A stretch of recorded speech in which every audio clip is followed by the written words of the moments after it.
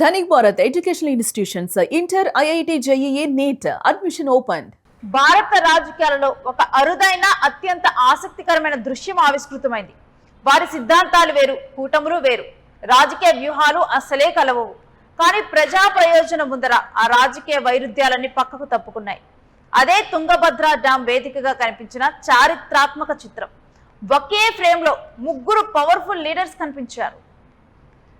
ఒకవైపు కేంద్రంలో అధికారంలో ఉన్న ఎన్డీఏ కూటమిలో అత్యంత కీలక భాగస్వామి ఆంధ్రప్రదేశ్ ముఖ్యమంత్రి నారా చంద్రబాబు నాయుడు, మరొక వైపు దానికి పూర్తి వ్యతిరేకమైన ఇండియా కూటమికి చెందిన ఇద్దరు కాంగ్రెస్ అగ్రనేతలు. తెలంగాణ ముఖ్యమంత్రి రేవంత్ రెడ్డి, కర్ణాటక రాజకీయ king maker CM DK Shivakumar ఒకే ఫ్రేమ్ లో ఒదిగిపోయారు. ఢిల్లీ వేదికగా బీజేపీ కాంగ్రెస్ కూటముల మధ్య యుద్ధం నడుస్తున్న వేళ ఇటు తెలుగు రాష్ట్రాల్లో కాంగ్రెస్ టీడీపీల మధ్య రాజకీయ సమీకరణాలు హాట్ టాపిక్ గా మారిన తరుణంలో ఈ ముగ్గురు నేతలు పక్క పక్కనే నిలబడి చేతులు కలపటం ఇప్పుడు దేశవ్యాప్తంగా పొలిటికల్ సర్కిల్స్ లో పెను సంచలనంగా మారింది. రాజకీయాలు ఎన్నికల వరకే, అభివృద్ధి ప్రజల అవసరాల దగ్గరకు వచ్చేసరికి రాష్ట్రాల మధ్య సఖ్యత చాలా ముఖ్యం అనే ఒక బలమైన సందేశాన్ని ఈ ముగ్గురు నేతలు దేశానికి పంపారు.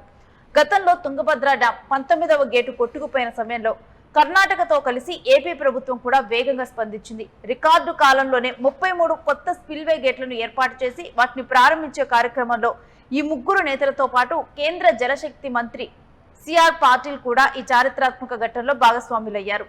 నదీ జలాల వివాదాలు అంటే దశాబ్దాలుగా కోర్టులు, ట్రిబ్యునళ్లు పరస్పర విమర్శలే గుర్తొచ్చే వేళ జల న్యాయం చర్చల ద్వారానే సాధ్యమంటూ ఒకే వేదికపైకి రావటం ఈ మూడు రాష్ట్రాల భవిష్యత్తుకు సరికొత్త నాంది పలుకుతోంది. తుంగభద్ర డ్యాం మొత్తం 16.38 లక్షల ఎకరాలకు పైగా సాగునీటిని అందిస్తోంది. కర్ణాటక రాష్ట్రంలో బళ్ళారి, కొప్పల్, రాయచూరు, విజయనగర పరిధిలోని పలు ప్రాంతాలతో కలిపి సుమారు 9.26 లక్షల ఎకరాలకు సాగునీరు అందుతోంది.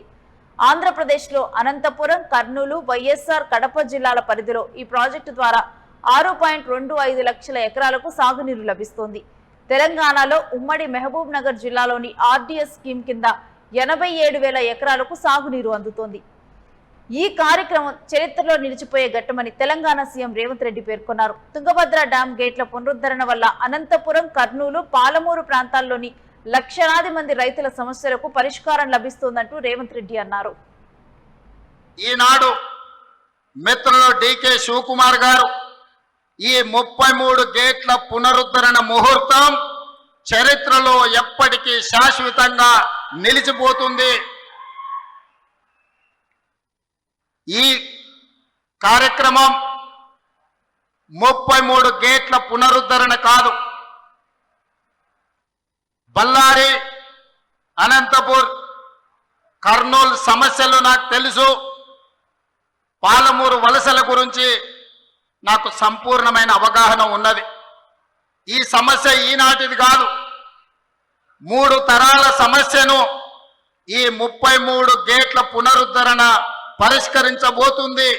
బళ్ళారి, అనంతపూర్, కర్నూలు, పాలమూరు జిల్లా లక్షలాది మంది రైతుల యొక్క సమస్యలకి ఈ గేట్ల పునరుద్ధరణ ఈ రోజు పరిష్కారం చూపించబోతుంది. 3 రాష్ట్రాల ముఖ్యమంత్రులు ఒకే వేదికపై కలవటం చారిత్రాత్మక ఘట్టమని సీఎం చంద్రబాబు అన్నారు. ఈ సమావేశం 3 రాష్ట్రాల భవిష్యత్తుకు నాంది పలుకుతుందని అభిప్రాయపడ్డారు. తుంగభద్ర డ్యాంకి 75 సంవత్సరాల ఘన చరిత్ర ఉందని గుర్తు చేశారు చంద్రబాబు. ఇక ఈ ప్రాజెక్టు దశాబ్దాలుగా కోట్లాది ప్రజల జీవితాలకు ఆధారంగా నిలిచిందన్నారు. కర్ణాటకతో కలిసి 50 కోట్ల రూపాయల అంచనాతో పనులు ప్రారంభించాం. 42 కోట్లు ఖర్చు పెట్టాం. ఈ ఒక్క గేటే కాదు, 33 గేట్లు బాగా రిపేర్ చేస్తే బాగుంటుంది, రీప్లేస్ చేద్దామంటే ఇమ్మీడియట్ గా మంత్రి గారు శివకుమార్ గారు దాన్ని ముందుకు తీసుకెళ్లారు.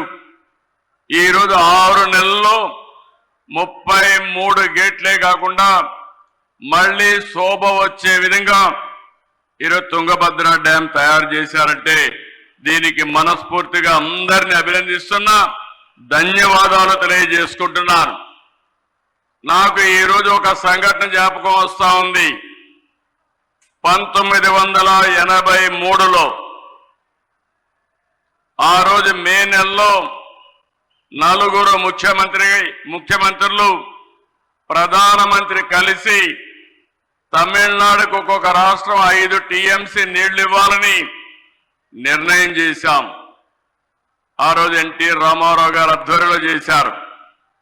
ఈరోజు సిఆర్ పాటిల్ గారి ఆధ్వర్యంలో కర్ణాటక ముఖ్యమంత్రి, ఆంధ్రప్రదేశ్ ముఖ్యమంత్రి, అది మరి తెలంగాణ ముఖ్యమంత్రి, ముగ్గురు ముఖ్యమంత్రులు కలవడం ఒక చరిత్ర. ఈ చరిత్ర ఈ రాష్ట్రాల భవిష్యత్తుకి నాంది అవుతుంది.